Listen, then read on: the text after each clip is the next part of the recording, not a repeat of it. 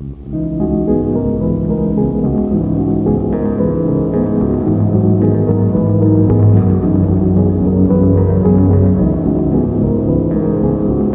Colonial Parkway Murders are an infamous group of 4 double homicides grouped for their case similarities occurring over 30 years ago near Colonial Parkway, Virginia. These strings of double homicides are grouped together since they share similar crime locations, time period which they took place, and mode of trauma found on the remains. Also, breaking news about the case came out in January 2024, where a deceased person of interest was linked through DNA evidence found on one of the 4 double homicide cases. In this video, we will be covering the details of each of the 4 double homicides, theories if these murders were actually done by one person or group of unrelated people, extra commentary regarding the recent DNA analysis breakthrough, and the controversy surrounding law enforcement not uploading the convicts' information to CODIS.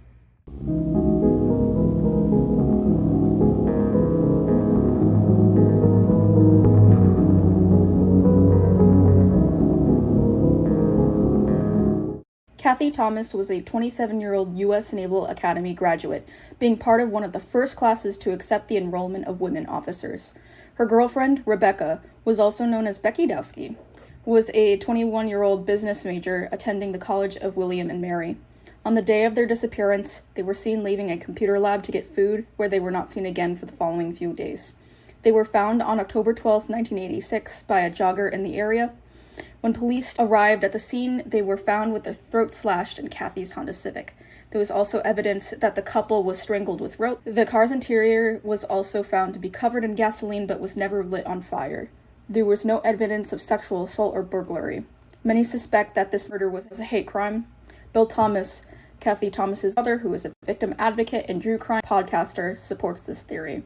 Last semester, for a similar class assignment, me and my group members, Isabella Thompson and Caroline Daly, held a 2-hour interview with Bill, where I will show footage where appropriate. When Kathy and Becky's murder first took place, we didn't use the expression hate crime very much, if at all, back then.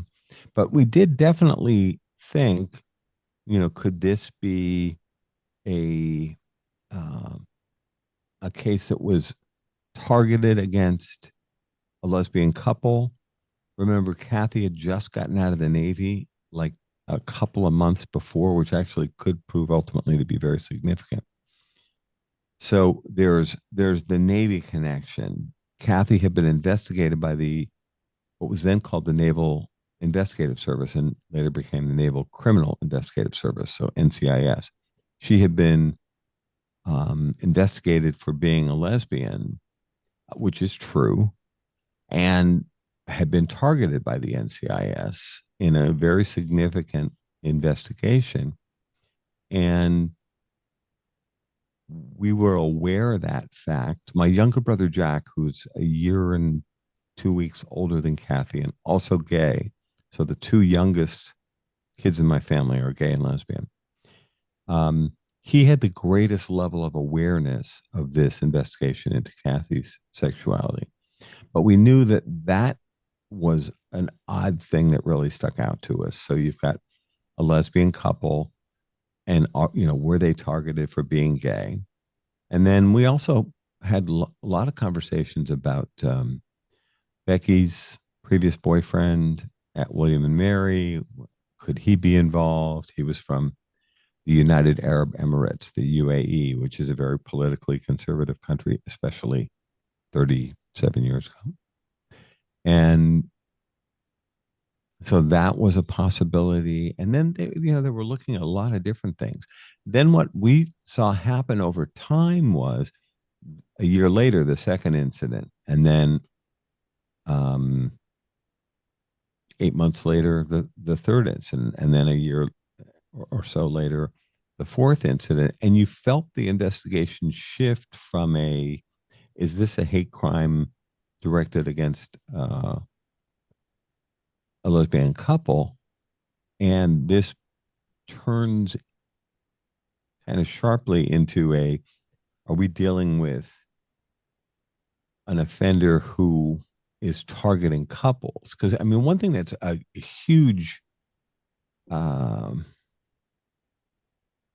leap, I think, is how is it we go from a lesbian couple to three straight couples? That's a pretty big jump from a logical standpoint. Bill mentioned to us that within the Naval Academy she attended, Kathy was often persecuted for her sexuality, which led him to believe her murder was committed with a similar incentive. Bill Thomas hosts the Mind Over Murder podcast show with Kristen Dilley. I highly recommend checking out their content. They are great at spreading awareness about cold cases, which is my goal for this video as well.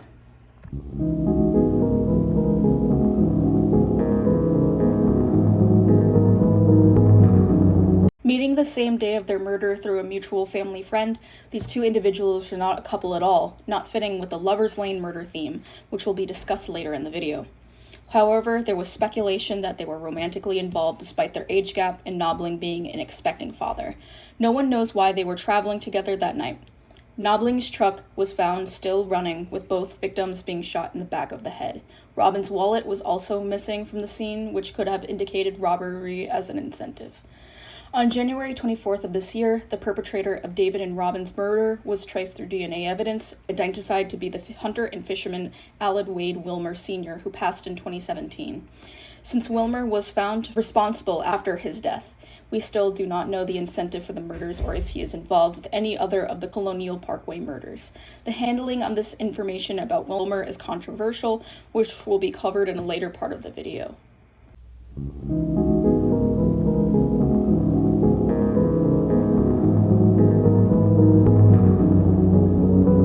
Both attending Christopher Newport University, Keith was a computer science major and Cassandra, or Sandy, had a love for modeling and gymnastics. Both of these students went missing after their first date in 1988 after attending a movie and a party. At the time of their disappearance, they were returning home to meet Sandy's curfew. Call's car was found by the side of the road near York Overlook, with clothes left in the back seat. Both victims remain missing and presumed dead to this day.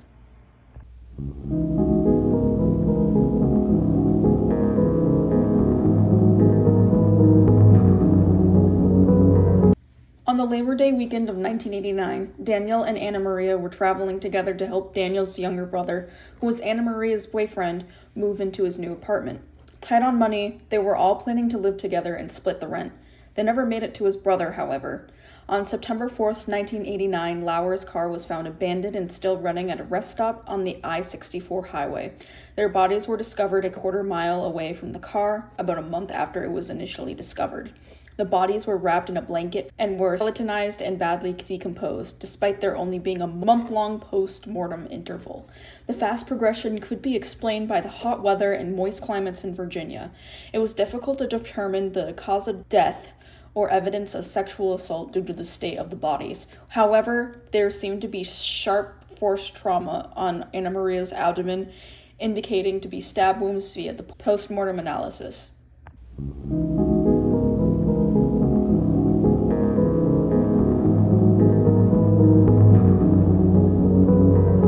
This case remains partially unsolved due to the vast differences between each nature of the double homicides. The only similarities across all four cases are the time period they took place, the relative location, the victims were in pairs, and they were mostly young adults. It has been highly debated if all of these murders were committed by the same person or a group of people, or if they were all just coincidental and committed by different people for different reasons. With the emergence of Alan Wilmer being found responsible for one of the double homicides, the theory of these murders all being coincidental and not connected is further supported. Bill Thomas also supports this theory as well. You and your family's thoughts as time went on and people started labeling the Colonial Parkway murders as the work of a serial killer? Well, my personal pendulum, Isabella, has swung back and forth. In terms of where I am now in 2023, the more I learn about the Colonial Parkway murders, the less I think they're related. I think these may actually be independent events, or some of them may be independent events. For years, we had the FBI and the Virginia State Police maintaining this serial killer. And at one time, I thought I bought that, but now my personal pendulum has swung completely in the other direction.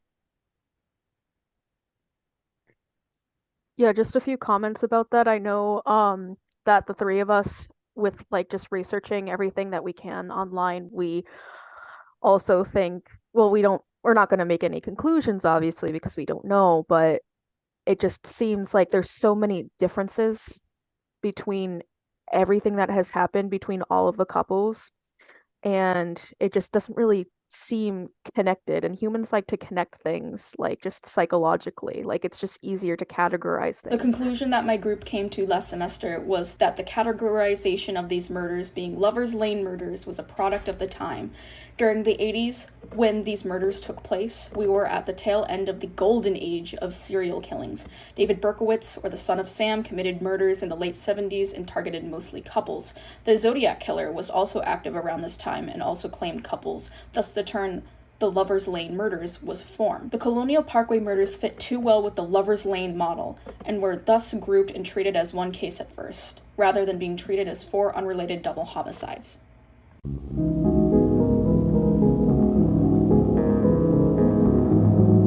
Suspect, Alan Wilmer, was well known to the FBI. He was an early suspect in the 1988 killings of Keith Call and Cassandra Haley, 7 months after the killings of David Knobling and Robin Edwards. This is a picture of Alan Wilmer's pickup truck with a vanity tag, EM Raw. Author Blaine Pardo writes about that pickup in his book on page 208, how it fit the FBI's Waterman profile, who may have been involved in the disappearance of Cassandra Haley and Keith Call in April 1988. That truck owned by Alan Wilmer Sr. They got a warrant, got in there, and they didn't find anything that tied him to Call Haley. But for God's sake, this is something that they had the guy, they had him, and he got away. We reached out to the FBI, and a spokesperson confirms Wilmer was an early suspect, along with others, in the Call Haley disappearance. Special agent in charge at the time, Irv Wells, who passed away in May of 2022, told us they had to let the suspect go, but Wilmer's name never mentioned to us. They were both polygraphed by one of the Bureau's best polygraphers, and it was his opinion that they were not involved. The FBI says there is no DNA evidence at this time connecting Wilmer to any of the other Colonial Parkway On top murders. of breaking news, after more than 3 decades, 3 local families find closure in their loved ones' cold case homicides. Alan Wilmer Sr. died several years ago, but tonight he's accused of killing 2 people in Isle of Wight County and another person in Hampton. The duo found shot to death in Isle of Wight was part of the commonly phrased Colonial Parkway murders. Angelique Arentalk has the story.